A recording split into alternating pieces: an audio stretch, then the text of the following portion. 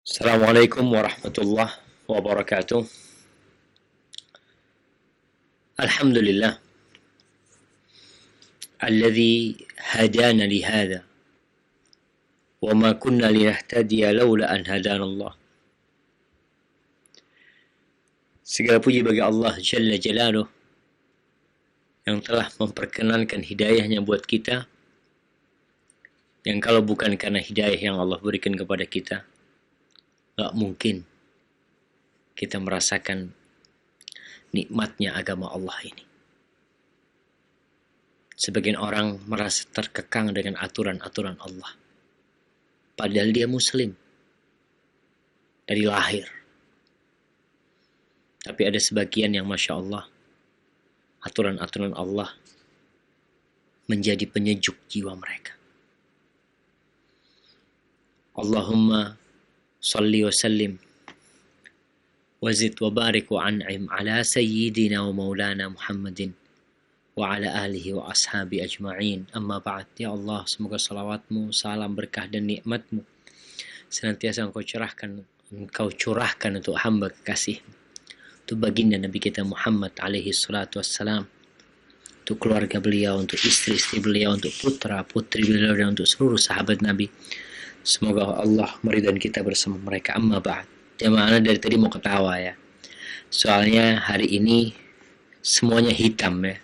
Antum bisa lihat background di belakang anak hitam. Anak lihat gambar anak sini, kok anak nggak kelihatan ya, cuma kelihatan wajahnya aja. Kayaknya temanya hari ini hitam semuanya. Tapi mudah-mudahan yang penting suara anak bisa didengar dan anak bahagia bisa kembali berjumpa dengan pemirsa Roja TV dan pendengar radio Roja ya. Apa yang akan kita bahas pada kesempatan kali ini? Sebelum kita membahas tentang babun idza habbar rajulu akhahu falyu'limhu.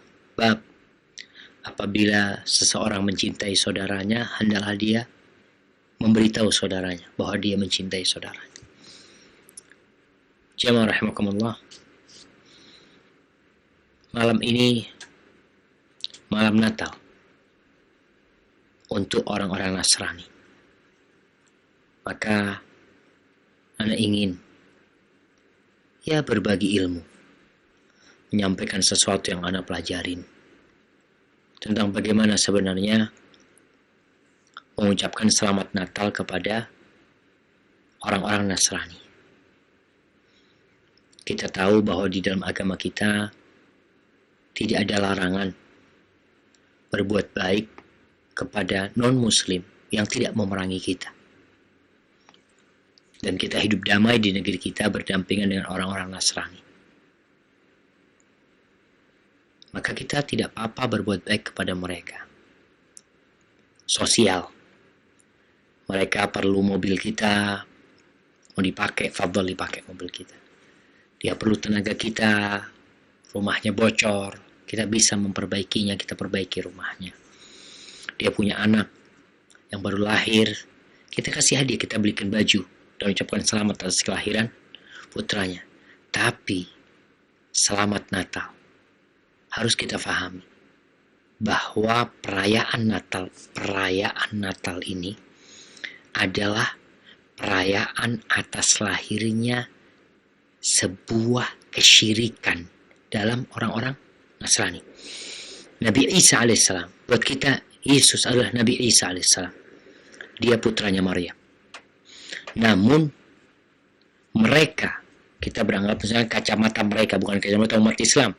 Umat Islam memandang bahwa Nabi Isa alaihissalam adalah putranya Maryam dan bukan putra Tuhan. Dalam pandangan orang-orang Nasrani, bahwa Nabi Isa alaihissalam adalah putra Tuhan. Buat mereka putra Tuhan, artinya mereka menyekutukan Allah dengan Nabi Isa alaihissalam. Sehingga kelahiran Nabi Isa alaihissalam buat mereka, sekali lagi, buat yang mengadakan perayaan Natal. Mereka merayakan Natal atas lahirnya anak Tuhan buat mereka. Itu akidah. Itu keyakinan mereka. Bagaimana pandangan Islam terhadap keyakinan ini? Ini keyakinan yang syirik. Keyakinan yang merupakan penyekutuan Allah Subhanahu wa taala. Sedangkan kita tahu ketuhanan yang Maha Esa. Allah itu Esa. Mereka mengatakan Allah Maha Esa, Allah punya anak. Dalam Islam, qul huwallahu ahad, Allahus samad, lam yalid wa lam yulad wa lam yakul lahu kufuwan ahad. Ini akidah. Mereka meyakini bahwa tanggal 25 Agustus lahir anak Tuhan buat mereka. Ini kemungkaran kebaikan buat kita. Kemungkaran buat kita, buat mereka kebaikan, buat kita kemungkaran. Tugas kita mengingkari kemungkaran tersebut dengan berdakwah, dengan berdoa. Semoga mengingkari dengan hati, mengingkari dengan tangan, dengan lisan, dan dengan hati. Sekarang engkau mengingkari tidak. Malah dengan lisan tidak mengingkari, dengan hati pun engkau tidak mengingkarinya. Malahan engkau mengucapkan selamat Natal. Oh iya, ini kan selamat Natal, ini kan selamat atas lahirnya Nabi Isa. Dalam pandangan kita, Nabi Isa, tapi pandangan mereka yang sedang merayakan. Kita nggak merayakan umat Islam. Rasulullah SAW nggak ada merayakan lahirnya Nabi Isa alaihissalam, wala sahabat Nabi. Sekarang mereka merayakan hal itu, tugas kita adalah mengatakan kepada mereka afwan. Ketika mereka merayakan lahirnya anak Tuhan, kita katakan maaf. Qul ya ayyuhal kafirun la a'budu ma ta'budun wala antum 'abiduna ma a'bud wala ana 'abidum ma 'abadtum wala antum 'abiduna ma a'bud lakum dinukum waliyadin. Urusan agamamu agamaku, agamamu agamaku. Maka perlu diingat bahwa fatwa-fatwa yang ada yang mengatakan oh nggak apa-apa, sebagian ustadz mengatakan nggak apa-apa. Jamaah, ketika ada perselisihan, apa tugas seorang muslim? Mencari yang benar. Mencari yang benar dengan berpegang teguh kepada sunnah Nabi SAW. Nabi mengatakan alaihi salatu wassalam, fa'innahu man ya'ish minkum ba'di fasayara ikhtilafan katsir. Barang siapa yang hidup sesudah aku mati, maka dia akan melihat perselisihan yang banyak. Perselisihan yang ini nggak ada di zaman Nabi, nggak ada di zaman para sahabat, nggak ada di zaman Imam Syafi'i, nggak ada di zaman Imam Malik, Imam Syafi'i, Imam Ahmad bin Hanbal, sampai ke masanya Ibnul Qayyim abad ke-8 Hijriah. Itu Ibnul Qayyim menukil kesepakatan para ulama tentang haramnya mengucapkan selamat kepada orang-orang non-muslim dalam peribadatan mereka, dalam syiar-syiar agama mereka. Itu ada kesepakatan, jemaah. Nggak ada yang menyelisihi. Itu dinukil oleh Ibnu Qayyim rahimahullah ta'ala dalam kitabnya judulnya Ahkamu Ahli Zimmah.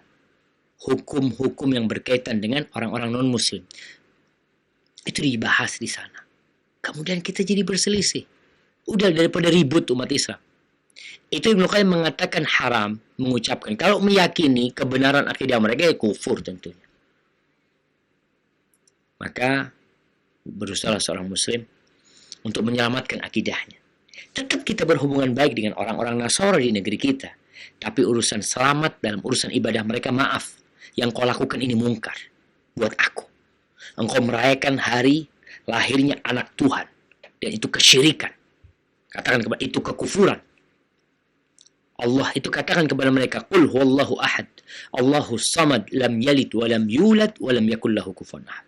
Bukan malah selamat hari Natal ya. Selamat ya. Selamat ya. Enggak enak Ustaz, bos anak. Ini kesempatan engkau, kasihan bosmu. Kalau dia mati dalam kondisi melakukan kesyirikan, innal ladzina kafaru min ahlil kitab wal musyrikina fi nari jahannam khalidina fiha ulaika hum syarrul bariyah. Sesungguhnya orang-orang yang kafir dari kalangan ahlul kitab, dari Nasrani, Yahudi, dan dari kalangan orang-orang musyrikin, mereka adalah seburuk-buruknya manusia. Seburuk-buruknya. Kata siapa? Kata Allah. Ini Anda bicara sama umat Islam ya. Anda bicara sama umat Islam. Dalam agama kita baca tuh Quran. Mereka seburuk-buruknya makhluk yang ada. Dan mereka kalau mati dalam kondisi kufur, mereka ada di dalam api neraka, kekal di dalamnya. Maka jangan sampai kita membiarkan kemungkaran terjadi. Paling tidak tadi kita sampaikan maaf. Dalam agama saya Allah itu Esa, gak punya anak. Dan Nabi Isa dalam agama saya adalah putra Maryam, utusan Allah Subhanahu wa Ta'ala. Dan engkau merayakannya sebagai hari lahirnya anak Tuhan. Dan itu kemungkaran buat kita. Insya Allah kita lepaslah dari perselisihan yang ada. Nabi gak mengatakan, para sahabat gak mau, oh para sahabat kan gak hidup berdampingan sama Nasoro. Coba dibaca sejarahnya. Syam itu kekuasaan Romawi. Dan di masa Umar bin Khattab, Syam dibawa kedudukan umat Islam. Dan umat Islam gak ada mengucapkan selamat Natal pada mereka. Tapi ketika umat Islam jamaah memang lemah, hina, tertekan, gimana kita gak mengucapkan mereka ini bos kita, mereka atasan kita, mereka. Itu karena kita dalam kondisi lemah dan hina. Maka jangan menghinakan diri sendiri. Berusahalah untuk menunjukkan ana muslim. Saya muslim. Barakallahu fikum. Taib. Maaf itu sebagai muqaddimah. Kita masuk ke pembahasan tadi yang Anda sampaikan di bab 248. Babun idza ahabba ar-rajulu akhahu falyu'limhu. Bab apabila seorang menyintai saudaranya, hendaklah dia menginformasikan bahwa dia cinta kepada saudaranya. Bicara cinta. Cinta ini ada yang cinta syahwat. Lelaki cinta kepada wanita. Manusia cinta kepada harta. Cinta kepada kedudukan. Tapi ada cinta yang karena Allah Jalla Jalaluh. Kita mencintai seseorang karena Allah mencintai dia. Karena dia mencintai Allah. Karena dia beribadah kepada Allah. Kita mencintai Nabi Sallallahu Alaihi Wasallam. Kita mencintai istri-istri Nabi. Kita mencintai Abu Bakar, Umar, Uthman, Ali. Kita nggak pernah jumpa sama mereka. Tapi ada cinta di hati kita kepada mereka. Sehingga kita ingin meniti dan mengikuti jalan mereka. Imam Bukhari menyebutkan beberapa hadis berkaitan dengan cinta kepada saudara kita. Kita cinta sama ada Muslim, tetangga kita. Kita lihat dia taat, Masya Allah, suka mengaji, suka sholat malam, suka bersedekah. Kenapa kita nggak cinta sama dia? Seharusnya kita mencintai dia. Sekarang nih, kebanyakan hubungan kita dibangun di atas kepentingan. Bukan cinta. Dibangun di atas kepentingan. Nih, tahun politik. Orang tuh membangun cintanya, loyalitasnya. Itu di atas apa? Di atas partai.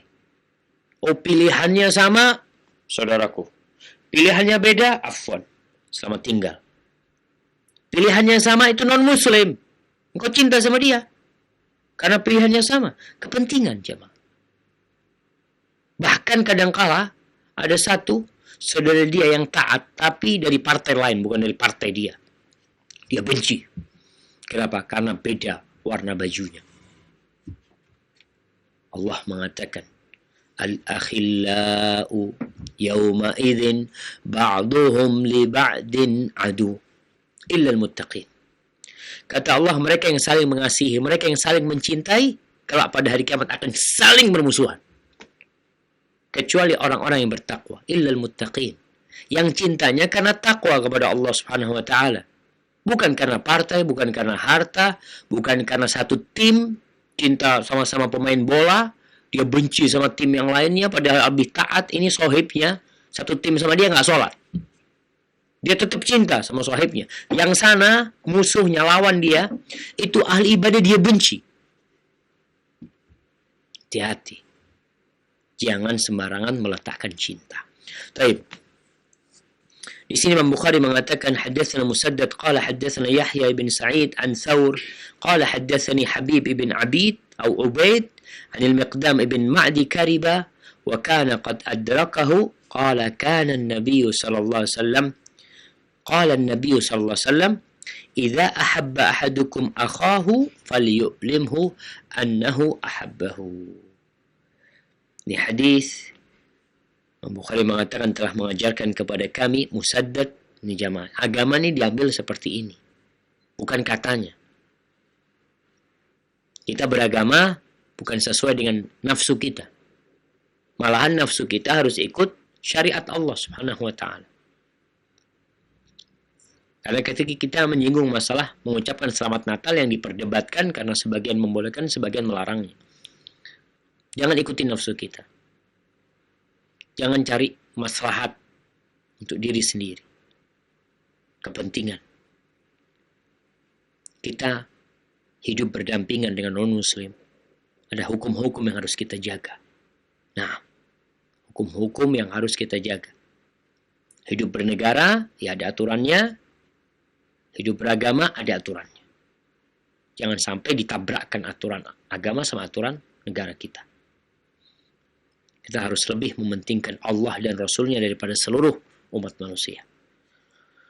Di sini, Imam Bukhari mengatakan telah mengajarkan kepada kami Musaddad, dia berkata telah mengajarkan kepada kami Yahya bin Sa'id, meriwayatkan dari Thawr, Thawr mengatakan telah mengajarkan kepada aku Habib ibn Ubaid, nih terus nyambung. Dari Al-Miqdam ibn Ma'di Karibah radhiyallahu anhu, bahwa dia berkata Nabi SAW bersabda, apabila seseorang di antara kalian mencintai saudaranya, fal yu'limhu, maka hendaklah dia memberitahu saudaranya, menginformasikan kepada saudaranya kalau dia mencintai dia. Ingat, cinta karena Allah. Laki sama laki gimana Ustaz? Kalau datang orang laki mengatakan, aku cinta kepadamu. Na'udzubillah, kata dia. Ini bukan, inilah jemaah. Di masa yang banyak rusak fitrah manusia.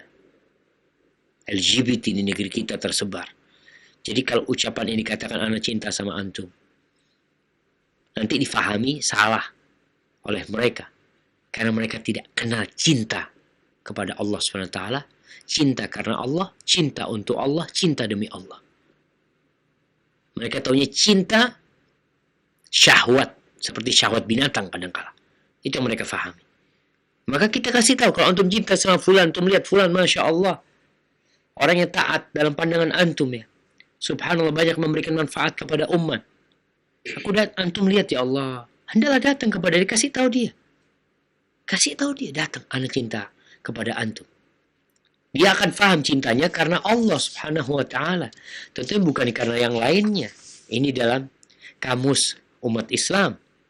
Kamus orang-orang yang beriman. Tapi orang-orang yang fasik, orang-orang yang fajir, kalau bicara cinta, itu mereka selalu berbicara tentang dosa. Karena kebanyakan cinta yang ada di antara mereka, cinta sesama jenis, jadi gay, jadi lesbi, cinta lawan jenis, laki sama perempuan pun, na'udzubillah, cinta tanpa menikah, cinta dalam berpacaran, macam-macam. Ini cinta karena Allah Subhanahu wa ta'ala. Nah, jadi di sini Nabi SAW mengatakan fal yu'limhu, hendaklah dia memberitahu untuk apa? Agar saling mencintai. Awalnya kan dari satu sisi. Ana cinta sama dia. Dia nggak tahu kalau Ana cinta sama dia. Maka dengan Ana menginformasikan kepada dia, Ana uhibbuka fillah. Aku mencintaimu karena Allah SWT. Apa jawaban dia? Dia akan mengatakan, ahabbakallah fima ahbabtani fi. Semoga Allah mencintaimu. Ini Nabi SAW mengajarkan kepada kita. Kalau ada orang yang mengatakan, uhibbuka fillah, katakan, nanti kita akan membaca, ahabbakal ladzi ahbabtani lahu. Semoga Allah mencintaimu yang engkau mencintaiku karenanya. Sehingga dengan kita menginformasikan akan tumbuh benih-benih saling mencintai. Yang akan mengantarkan saling menasehati. Yang akan mengantarkan saling mendoakan. Karena mereka tahu kalau dia mencintai dia karena Allah Subhanahu wa ta'ala. Sehingga dia pun ketika membesuk saudaranya ini, membesuknya karena cinta kepada Allah Subhanahu wa ta'ala. Dan itu penting jemaah. Karena Nabi SAW menyuruh kita. Kemudian di hadis yang selanjutnya, Imam Bukhari mengatakan, Haddatsana Yahya ibn Bishr, qala haddatsana Qabisa, qala haddatsana Sufyan an Rabah an Abi Abdullah an Mujahid qala laqiyani rajulun min ashabin Nabi sallallahu alaihi wasallam fa akhadha bimankibi min wara'i qala ama inni uhibbuka. Qala ahabbaka alladhi ahbabtani lahu.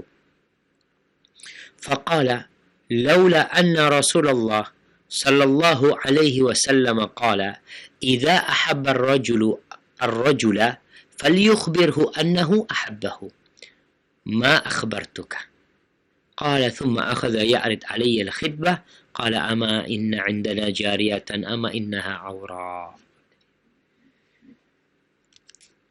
Imam Bukhari mengatakan telah mengajarkan kepada kami Yahya bin Bishr. Dia berkata telah mengajarkan kepada kami Qabisah. Dia berkata telah mengajarkan kepada kami Sufyan. Sufyan meriwayatkan dari Rabah. Rabah meriwayatkan dari Abu Abdillah, yakni Salim al-Makki. Abu Abdillah meriwayatkan dari Mujahid. Mujahid seorang tabi'in. Mujahid mengatakan, qala laqiyani rajul. Suatu hari salah satu dari sahabat Nabi menjumpaiku. Dari belakang dia memegang pundakku. Sahabat Nabi memegang pundaknya Mujahid. Lalu sahabat ini mengatakan, ama inni uhibbuka. Adapun aku, sungguh aku mencintaimu. Aku cinta kepadamu. Aku mencintaimu. Ingat tadi, cinta ini bukan cinta syahwat. Yang tadi kita singgung.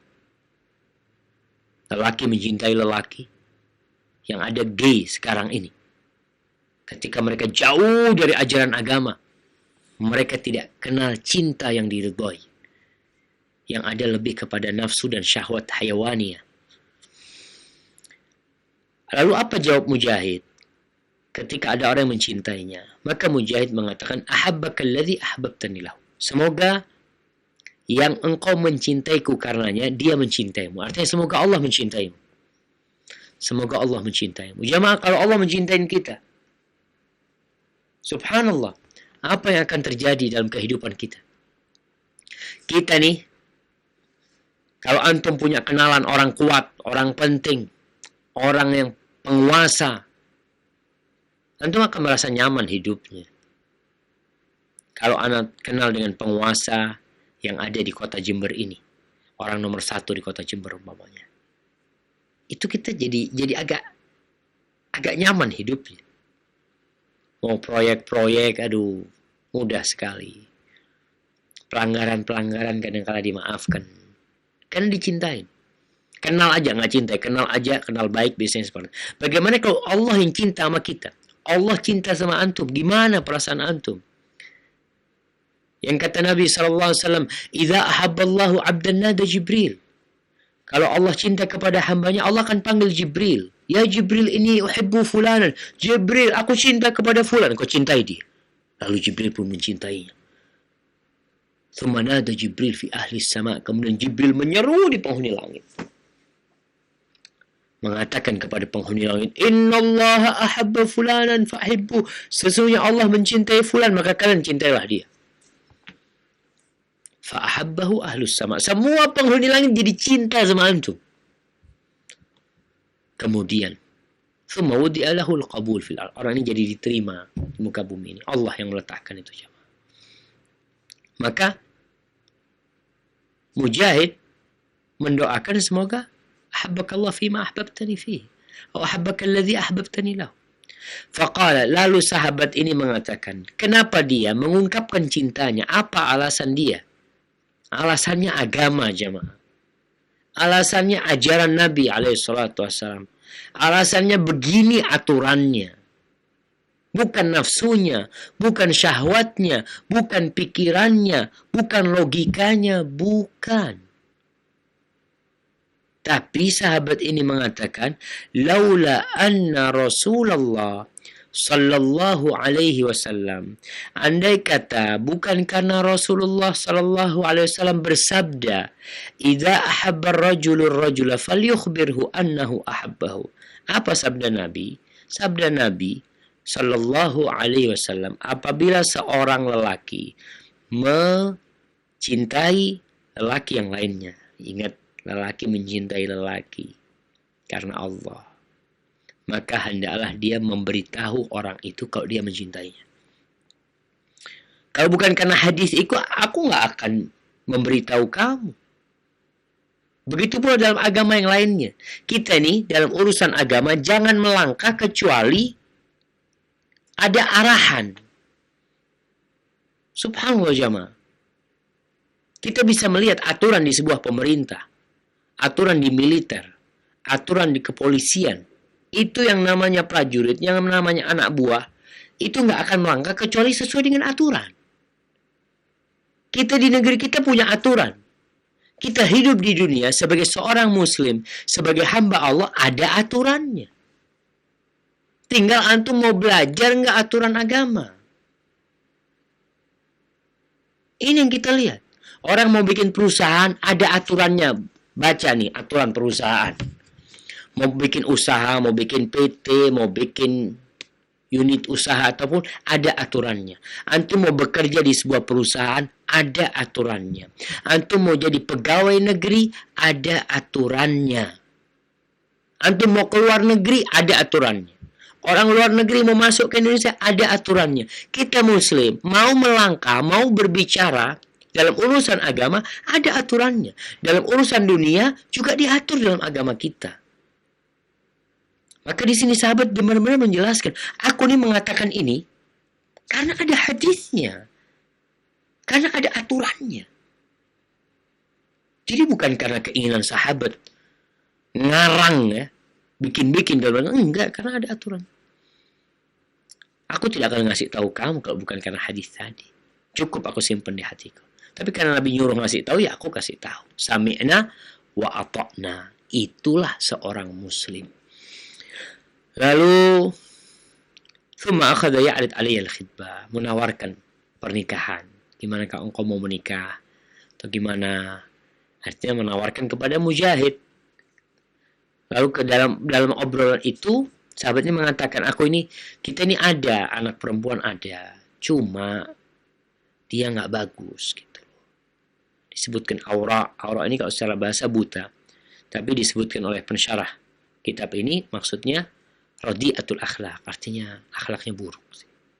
Tahu, sahabat ini tahu ada bocah indala jariyah, bukan anaknya, mungkin ada satu bocah perempuan di tempat kita, di sisi kita, tapi dia buruk akhlaknya. Subhanallah jemaah. Kita lihat nih, ketika orang mencintai karena Allah, apa antum mau kasih sama orang? Karena antum cinta sama dia. Dan kita bisa melihat bagaimana orang tua ketika mencintai anaknya. Apa yang dipinta anaknya. Jantungnya mau dipinta, dikasih sama ibunya. Kemudian hadis yang selanjutnya. Imam Bukhari mengatakan, Haddatsana Musa. Qala haddatsana Mubarak. Qala haddatsana Thabit. An Anas. Qala an-Nabiy sallallahu alaihi wasallam, ma tahabba ar-rajulani illa kana afdaluhuma ashaddahuma hubban li sahibihi. Di sini disebutkan Imam Bukhari mengatakan telah mengajarkan kepada kami Musa berkata telah mengajarkan kepada kami Mubarak berkata telah mengajarkan kepada kami Thabit meriwayatkan dari Anas bin Malik radhiyallahu anhu, dia berkata, telah berkata Nabi sallallahu alaihi wasallam, tidaklah dua orang yang saling mencintai, melainkan yang paling afdal di antara dua orang ini adalah yang cintanya lebih dahsyat buat saudaranya. Subhanallah jemaah. Ngomong cinta mudah, tapi bukti cinta itu yang akan dilihat. Cinta tempatnya di hati. Raga kita, tubuh kita akan menunjukkan bahwa antum mencintai. Orang yang mencintai orang lain biasanya akan mengikutinya. Gayanya akan diikutin.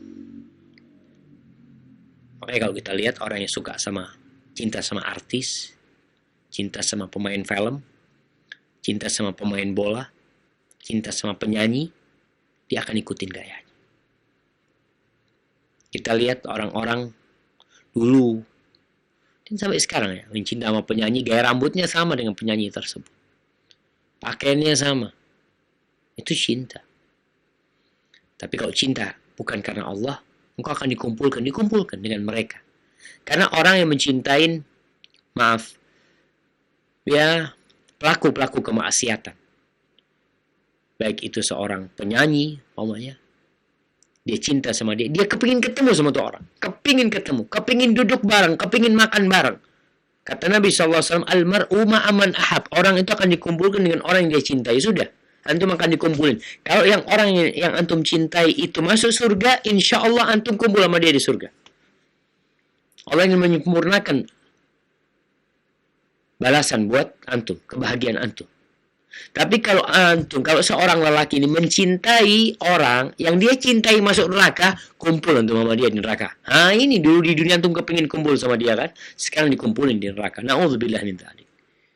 Maka berusahalah kita untuk mencintai karena Allah. Kalau ingin merasakan nikmatnya jadi orang Islam.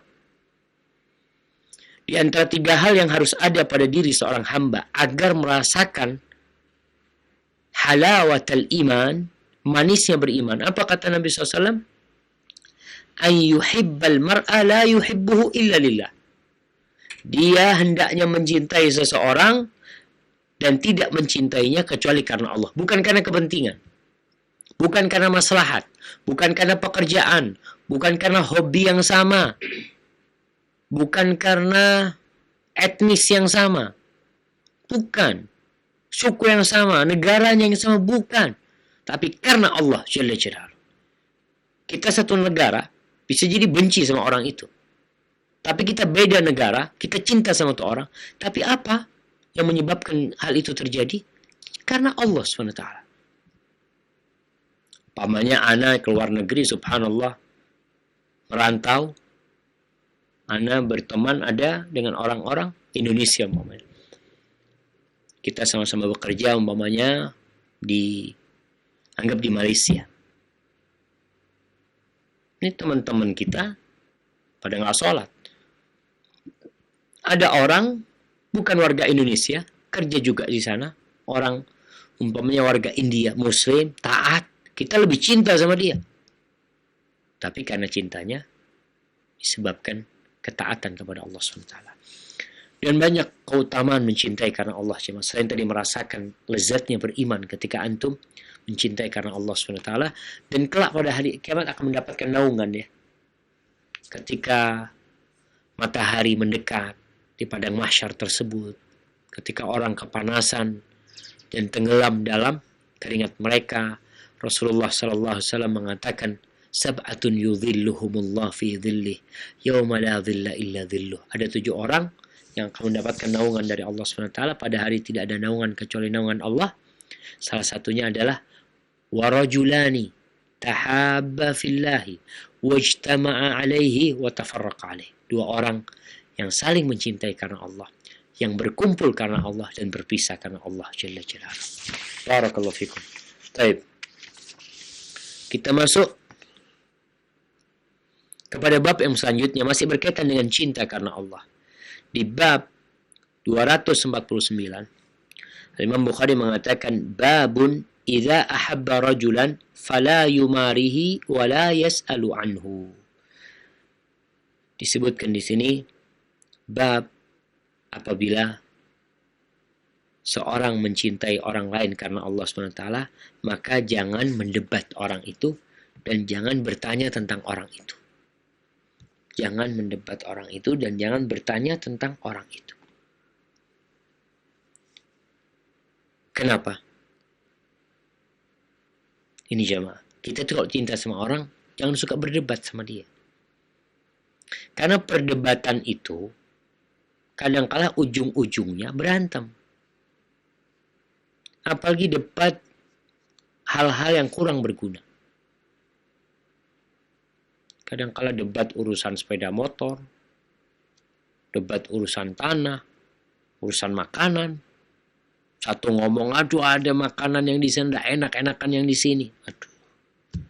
Dan jangan suka tanya-tanya tentang dia. Udah antum cinta karena Allah, antum hukumi dia dengan zahirnya. Kalau tanya-tanya tentang orang itu, gimana kalau antum ketemu sama orang yang benci sama saudara yang antum cintai karena Allah? Lalu dia menceritakan kebohongan. Oh, temanmu itu ternyata seperti ini. Akhirnya antum benci. Gara-gara omongan orang yang mungkin dia memang hendak mengadu domba. Maka hati-hati. Maka di sini Imam Bukhari menyebutkan bab ini agar kita tahu adab dan etika kalau mencintai orang lain karena Allah. Ada adabnya. Imam Bukhari mengatakan, Qala haddatsana Abdullah bin Salih. Qala haddatsani Muawiyah. أن أبا زاهرية حدثه عن جبير بن نفير عن معاذ بن جبل أنه قال إذا أحببت أخا فلا تماره ولا تشاره ولا تسأل عنه فلا تماره ولا تشاره نعم ولا تشاره ولا تسأل عنه فعسى أن تتوافى أو أن توافي له عدوا فيخبرك بما ليس فيه فيفرق بينك وبينه. Ini ada riwayat dari Mu'adz bin Jabal. Athar dari Mu'adz bin Jabal dan diriwayatkan secara marfu kepada Nabi SAW. Tapi yang mauquf sahihul isnad kepada Mu'adz bin Jabal. Mu'adz mengatakan, apabila kamu mencintai seseorang karena Allah, mencintai seseorang karena Allah, mencintai seseorang karena Allah, maka jangan mendebat dia.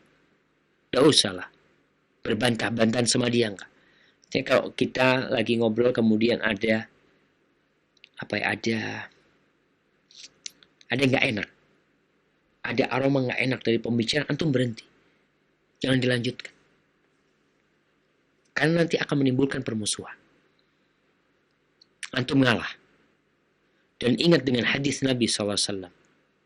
Ana za'imun bi baitin fi rabadil jannah liman tarakal mira' wa in kana muhiqqan.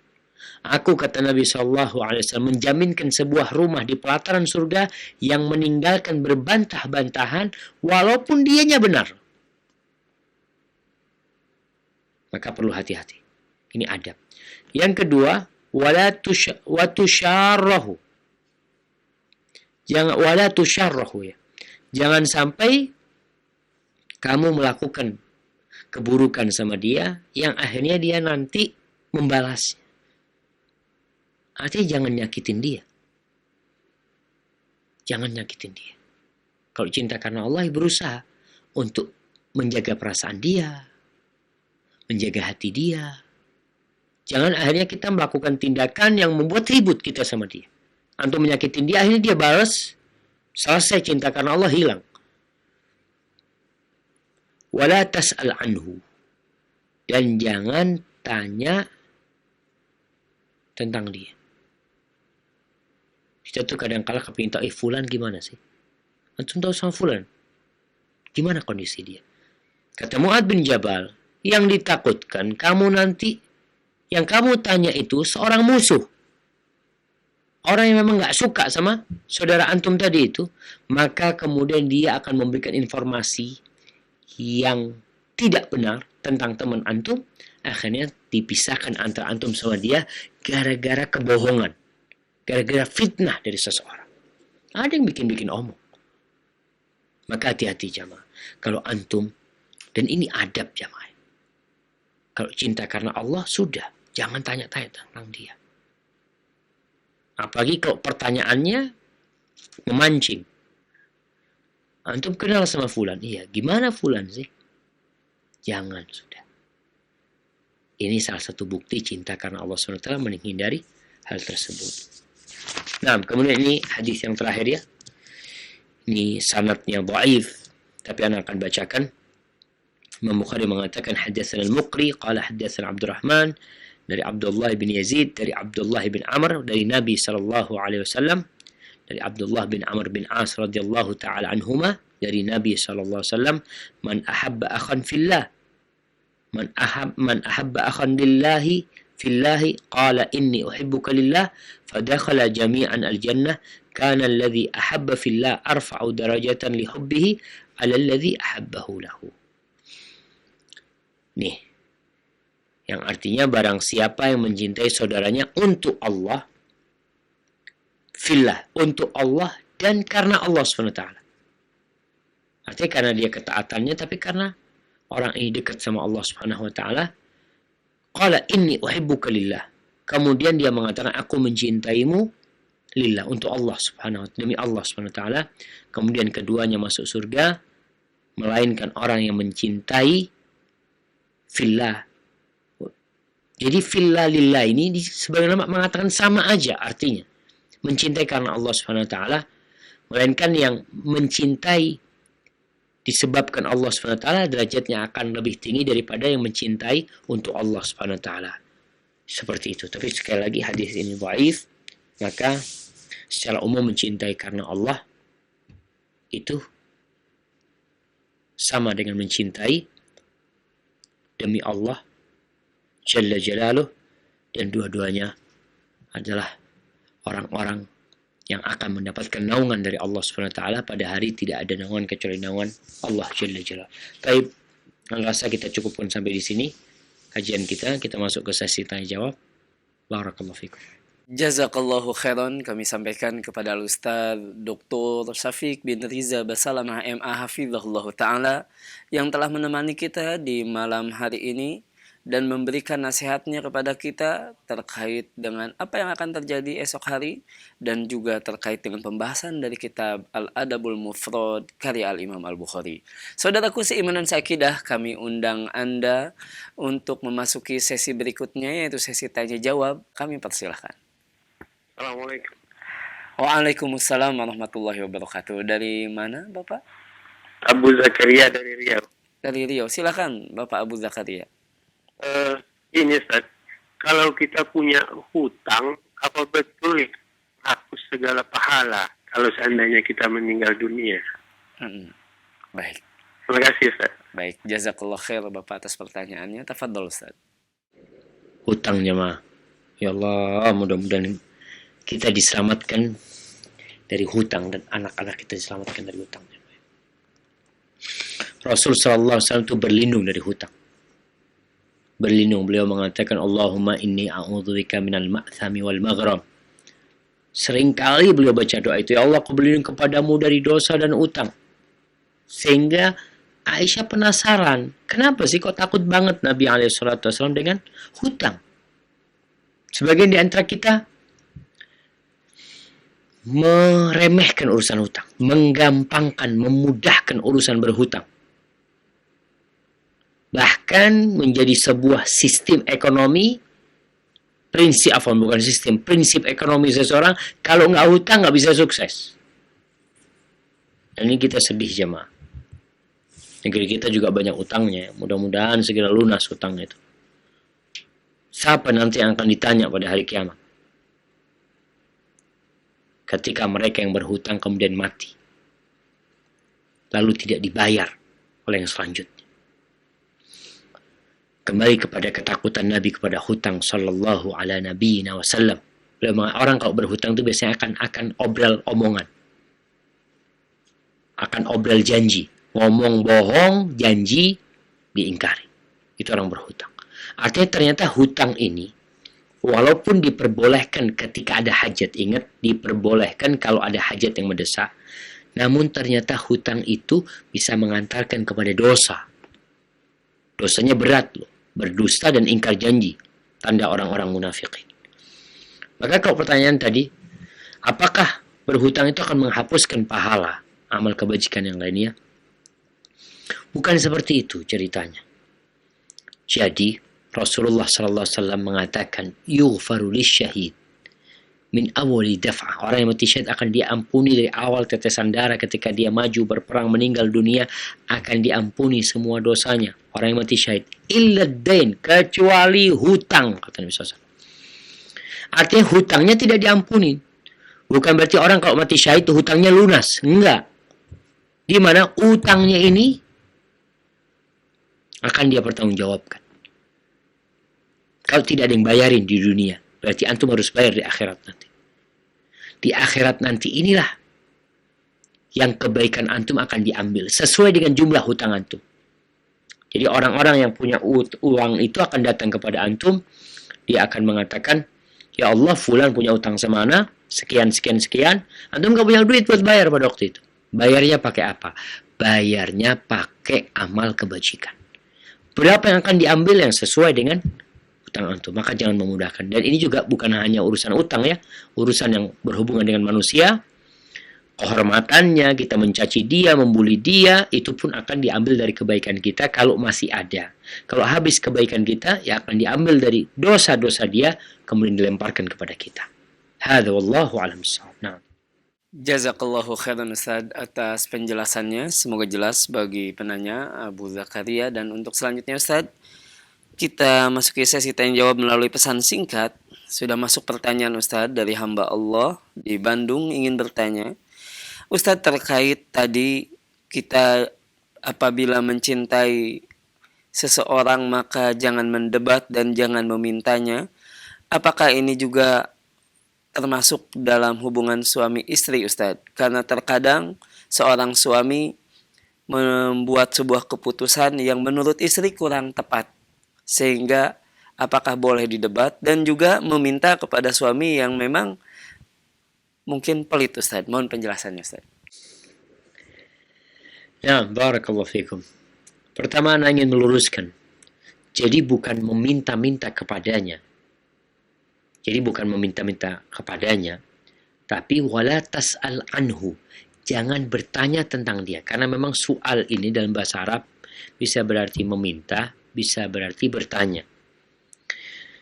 Jadi jangan merepotkan dia lah. Atau jangan bertanya-tanya tentang dia tadi kemudian kita dapat informasi yang salah. Adapun berkaitan dengan hubungan suami istri, apakah berlaku urusan hadis Nabi tadi sallallahu alaihi wasallam yang mengatakan ana za'imun bi baitin fi rabadil jannah. Aku menjaminkan sebuah rumah di pelataran surga bagi yang meninggalkan berbantah-bantahan walaupun dia benar. Apakah masuk dalam urusan suami istri? Iya, jemaah. Jadi yang namanya debat ini itu bikin hati nggak nyaman. Sehingga ketika Allah Jalla Jalaluh memerintahkan kepada nabinya untuk berdialog, untuk berdebat dengan ahlul kitab. Apa kata Allah? Wajadilhum billati hiya ahsan. Ini sebagai sarana dakwah, debat, tapi caranya harus lebih baik. Supaya manfaat itu didapat dan sisi negatifnya bisa diperkecil. Suami istri, kalau urusannya suami mengambil keputusan, yang keputusannya itu boleh-boleh saja, mungkin kurang tepat suami, maka istri lebih baik mengalah. Suami pun seperti itu. Ketika istri mengambil keputusannya, dia kepingin pintu rumah ditaruh di sebelah mana, ini itu urusan duniawi, dan si suami ngeliat keputusan istrinya kayaknya kurang pas sama dia, ya udahlah, gak usah diperpanjang, karena akan menimbulkan kebencian nantinya, keributan yang sebenarnya kita bisa tidak ribut. Jadi urusannya dialog ini, debat ini suami istri tolong dihindari. Kecuali ada hal-hal yang ya kalau urusan agama pun tadi udah sampaikan, walaupun merasa benar, kalau kondisinya tidak baik dan menyebabkan pertikaian, lebih baik ditinggalkan. Adapun pertanyaan kedua, masalah minta-minta sama suami. Jadi sejatinya memang, ini buat para lelaki ya, wanita itu suka sama suami yang dermawan. Semua orang lah, suami yang royal duit itu. Jadi kalau bisa memberi istri sebelum dia minta. Kalau memang punya. Karena apa yang diberikan oleh seorang lelaki kepada istrinya itu, kalau dia berharap ridho Allah SWT, dia hitung sedekah. Terhitung sedekah. Jangan pikir duitnya habis. Jangan pikir nggak dapat pahala. Kalau antum ngasih sama istri, itu terhitung sedekah. Asalkan niatkan lillahi ta'ala. Istri gimana minta-minta sama suami? Kalau minta kebutuhannya, silakan, nggak apa-apa minta kebutuhannya sama suami. Bahkan Hind binti Utbah istrinya Abu Sufyan itu pernah mengadukan suaminya kepada Nabi SAW. Dia mengatakan, ya Rasulullah, inna Abu Sufyan rajulun misik. Ya Rasulullah, Abu Sufyan orangnya gini, misik itu suka pegang duitnya itu nggak lepas gitu. Bakhil artinya. Boleh nggak aku ngambil hartanya dia tanpa sepengetahuan dia untuk kebutuhan keluarga? Apa kata Nabi Sallallahu Alaihi Wasallam? Khudhi bil ma'ruf, ambil dengan cara yang baik. Artinya seorang ini legal, jemaah. Secara hukum seorang istri legal mengambil hartanya suami dengan cara yang baik untuk kebutuhan keluarganya. Anak-anaknya kurang vitamin, sama suami tidak dibelikan. Mau beli susu nggak dikasih duitnya. Padahal ada duitnya. Udahlah, nggak perlu kasih susu, kasih air gula aja anaknya, umpamanya. Karena pelit suaminya.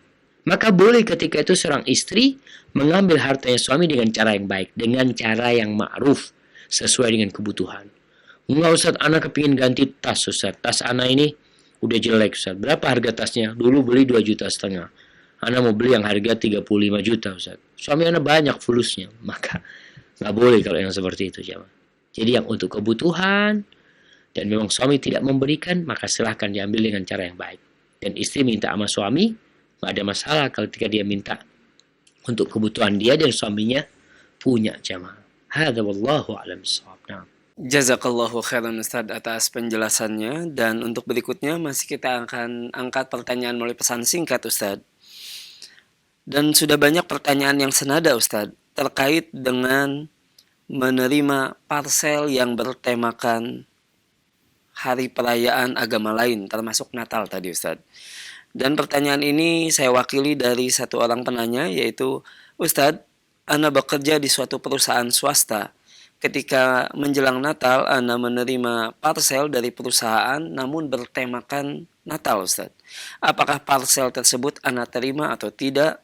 Dan menyambung pertanyaan yang lain, bagaimana juga masalah pemanfaatannya kalau diterima, Ustaz? Mohon penjelasannya. Barakallahu fiik. Iya, jemaah.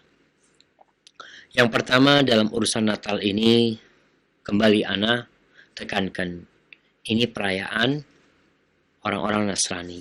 Silakan mereka merayakan, kita tidak boleh mengganggu, kita tidak boleh mengkacaukan mereka punya acara, tapi kita tidak ikut dalam acara mereka, kita juga tidak merestui, artinya tidak mengucapkan selamat kepada mereka sebagai bentuk restu kita terhadap apa yang mereka kerjakan.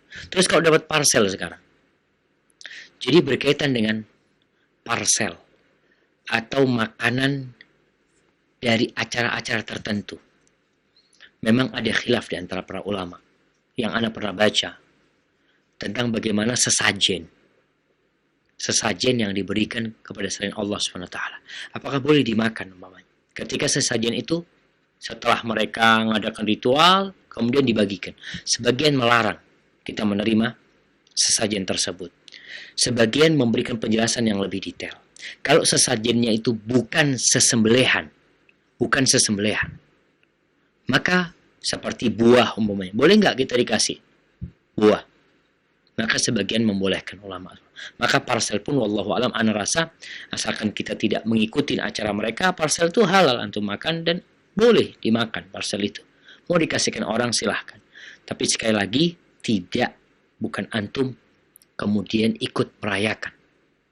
Kemudian ketika dapat parsel antum kata, terima kasih ya, selamat Natal juga gitu ya. Enggak boleh gitu. Karena berarti kita ada unsur meridhoin hal tersebut, jamaah. Hadza wallahu a'lam bissawab. Ya, mungkin bisa ditanyakan kepada ustadz yang lainnya kalau memang jawabannya mungkin kurang memuaskan. Barakallahu fikum. Jazakallahu khairan Ustaz atas penjelasannya, dan untuk berikutnya saudaraku seiman seakidah, kita akan angkat kembali pertanyaan melalui line telepon. Kami persilahkan. Assalamualaikum warahmatullahi wabarakatuh. Waalaikumsalam warahmatullahi wabarakatuh. Dari siapa, di mana Ibu? Dari Ummu Sabila di Pekanbaru. Ummu Sabila Pekanbaru, silahkan. Assalamualaikum warahmatullahi wabarakatuh, Pak Ustadz. Waalaikumsalam warahmatullahi wabarakatuh. Saya ingin nanyakan ini, Pak Ustadz. Bagaimana seseorang tuh tanda cinta Allah kepada dia, sedangkan siapapun dicintai Allah, baik orang itu taat apapun tidak, Pak Ustaz. Bagaimana ciri seseorang itu cintai Allah? Walaupun dia tidak taat, tapi Allah tetap mencintainya. Mohon penjelasan Ibu Ustaz. Syukran, jazakillah khair. Wa jazakillahu khairan. Tafadhal Ustaz. Baik, barakallahu fiik, naam ya. Nah, kalau bicara bagaimana mengetahui orang dicintai Allah Subhanahu wa taala. Ada tanda orang itu berusaha meraih cinta Allah. Rasulullah sallallahu alaihi wasallam mengatakan, Allah berfirman. Apa kata Allah? Man adali waliyan faqad adzantuhu bil harb. Barang siapa yang memusuhi kekasihku, maka aku mengumumkan perang sama dia. Siapa waliullah? Siapa kekasih Allah? Allah sebutkan. Nih, kalau kita ingin tahu cinta Allah, Allah itu waliul ladzina amanu. Allah itu kekasihnya orang-orang beriman. Orang-orang beriman itu dicintai Allah. Tapi tingkatnya beda-beda. Pokok ada iman, alhamdulillah, Allah cinta sama dia dengan keimanan dia. Tapi kalau dia melakukan kemaksiatan, tentu Allah benci dengan kemaksiatan dia. Bagaimana orang itu akhirnya menjadi dicintai Allah SWT. Allah katakan, wa ma taqarraba ilayya abdi. Ini nama hadis qudsi afan. Wa ma taqarraba ilayya abdi bi syai'in ahabba ilayya mimma aftaradtuhu alaih. Tidaklah aku, kata Allah Jalla Jalaluh, atau tidaklah hambaku mendekatkan dirinya kepadaku dengan sesuatu yang lebih aku cintai daripada yang wajib. Jadi kalau ingin dicintai Allah, laksanakan yang wajib. Terus wa ma yazalu yataqarrabu abdi ilayya bin nawafil. Kemudian hambaku ini kan melaksanakan yang wajib, semua melaksanakan kewajiban. Karena itu jadi satu kewajiban. Tapi ada hamba Allah yang dia terus mendekatkan dirinya kepada Allah dengan yang sunnah-sunnah. Dengan yang anjuran-anjuran. Sampai akhirnya kata Allah, hatta uhibbahu. Sampai aku cinta kepada dia. Jadi ini proses bagaimana orang dicintai Allah. Melaksanakan yang wajib, kemudian yang sunnah, akhirnya Allah cinta sama dia. Terus kalau Allah cinta sama dia, apa yang akan dia rasakan? فَإِذَا أَحْبَبْتُهُ. Kalau aku cinta kepada dia, كُنْتُ سَمْعَهُ الَّذِي يَسْمَعُ بِهِ. Maka kata Allah, aku akan menjadi pendengaran dia, yang dengannya dia mendengar. وَبَصَرَهُ الَّذِي يُبْصِرُ بِهِ. Dan aku akan menjadi penglihatannya, yang dengannya dia melihat. وَيَدَهُ الَّتِي يَبْتِشُ بِهَا. Dan jadi tangannya yang dengannya dia menggerakkan tangannya. Warijlahu allati yamshi biha. Dan aku akan menjadi kakinya yang dengannya dia melangkahkan kakinya. Artinya perbuatan orang yang dicintai Allah ini akan sesuai dengan keridhaan Allah SWT. Dia tidak akan mendengarkan kecuali yang baik-baik. Dia tidak akan memandang kecuali yang diridhai Allah. Dia tidak akan menggunakan tangannya kecuali untuk sesuatu yang Allah sukain. Dia tidak akan melangkahkan kakinya kecuali ke tempat yang disukai Allah SWT. Lalu Allah katakan, ini tanda cinta. Dari tadi kan prosesnya udah, kemudian Allah cinta sama dia. Kemudian ada fadilah lainnya. Allah katakan, wala in sa'alani la utiyanna. Kalau dia minta sama aku akan kasih yang dia minta. Allah udah cinta sama dia. Doanya jadi mustajab. Wala in ista'adzani la u'idzan. Kalau dia berlindung kepadaku dari sesuatu yang berbahaya, maka aku akan lindungin dia. Jadi seperti itu. Jadi kalau bicara cinta sama Allah, prosesnya tadi udah jelas, kemudian balasan dari Allah udah jelas, tanda-tandanya ketika orang ini mau gini, antum mau melakukan kemaksiatan, Allah jaga, Allah hindarkan. Mau melakukan keburukan, Allah jaga. Antum akhirnya yang biasanya mendengarkan musik-musik, mendengarkan hal-hal yang tidak berguna, antum bisa meninggalkan itu. Mudah-mudahan itu tanda cinta Allah SWT. Jadi bukan tanda cinta Allah itu antum jadi lebih kaya hidupnya, mobilnya lebih bagus, bukan. Tapi doanya lebih mustajab. Iya, itu tanda cinta Allah kepada kita. Hadza wallahu a'lam bissawab. Jazakallahu khairan Ustaz atas penjelasannya. Dan untuk berikutnya Ustaz, kembali kita akan angkat pertanyaan melalui pesan singkat. Pertanyaan dari hamba Allah di Donggala, Sulawesi Tengah, Ustaz. Ustaz, bagaimana sikap kita terhadap orang yang kita cintai karena Allah, yang sebelumnya juga baik kepada kita? Namun setelah kita berikan nasihat kebenaran tentang bahaya bid'ah, orang tersebut menjadi berubah sikapnya terhadap kita? Mohon penjelasannya, Ustaz. Barakallahu fikum. Subhanallah jamaah. Ini pertanyaan dari saudara kita di Donggala ya. Allah jamaah ya. Anda sampai ke Donggala. Ingin mengingatkan kembali ya. Musibah yang menimpa kita itu ya banyak dikarenakan dosa-dosa yang kita lakukan. Tsunami yang terjadi di Banten ketika orang-orang sedang bersukaria, berasyik masyuk, mendengarkan musik di pinggir pantai.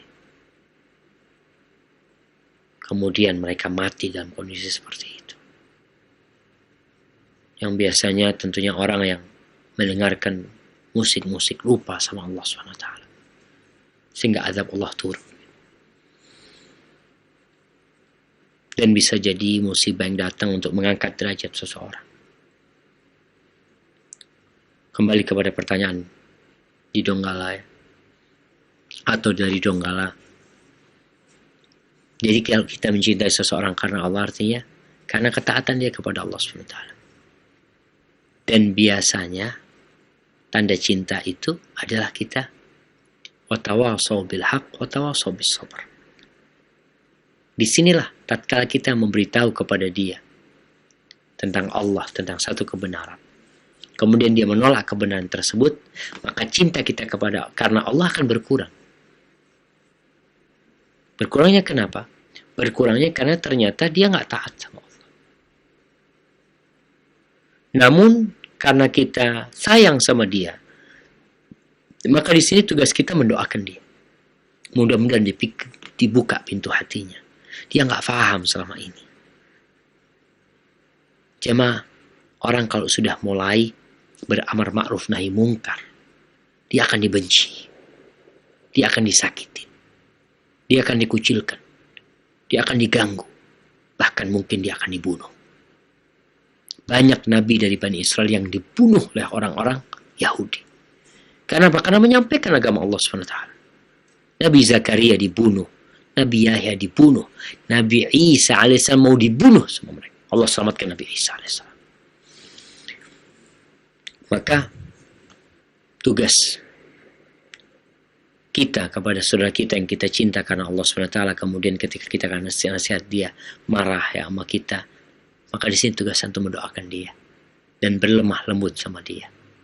Terus memberikan nasihat dengan cara yang santun, dengan cara yang baik, tapi terkadang nanti akan berpisah sendirinya. Ketika dia sudah tidak mau dengan ajaran-ajaran Allah Jalla Jalaluhu yang kita sampaikan, berarti kita udah nggak lagi cinta karena Allah SWT, bahkan yang ada benci karena Allah SWT. Dan cinta dan benci ini bisa berkumpul dalam diri seseorang. Artinya orang ini baik dan buruk. Orang ini alhamdulillah banyak ketaatan, tapi ada keburukan dia. Maka di sini berkumpul cinta kita dan kebencian kita. Nggak boleh kita full cinta sama dia karena dia melakukan dosa. Maka kita cinta dengan ketaatan yang dia lakukan dan kita benci dengan kemaksiatan yang dia lakukan. Hadza wallahu a'lam bissawab. Nah. Jazakallahu khairan Ustaz atas penjelasannya, dan pemirsa dan pendengar Roja dimanapun Anda berada, masih kita akan angkat pertanyaan berikutnya melalui line telepon. Kami persilahkan. Iya. Ya, halo, Assalamualaikum. Waalaikumsalam warahmatullahi wabarakatuh. Dari siapa, di mana Ibu?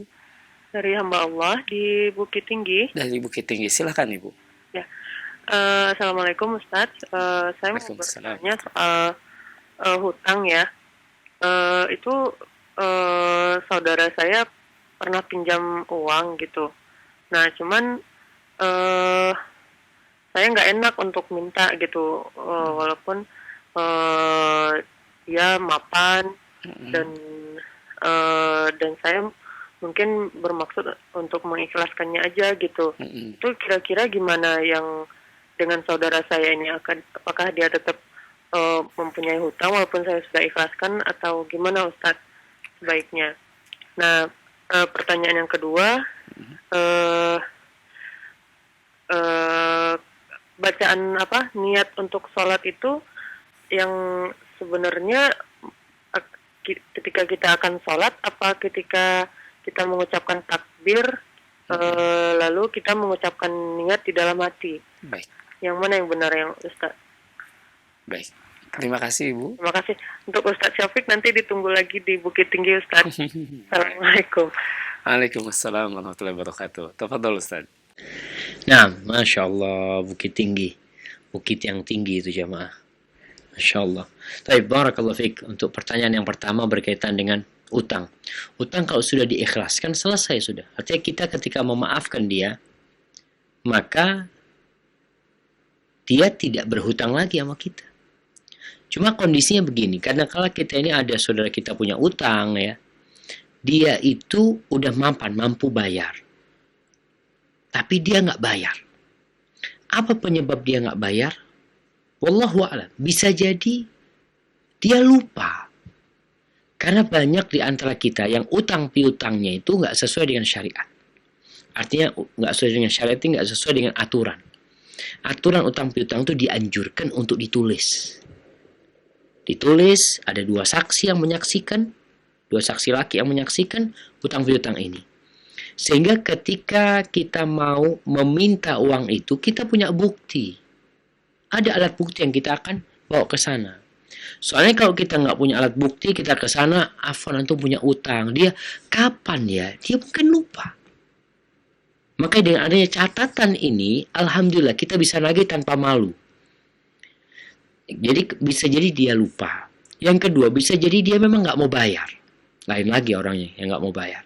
Terus sikap kita, kalau kita malu, tidak mau menagih, maka kalau orang itu memang lupa, Allah itu memaafkan orang yang lupa.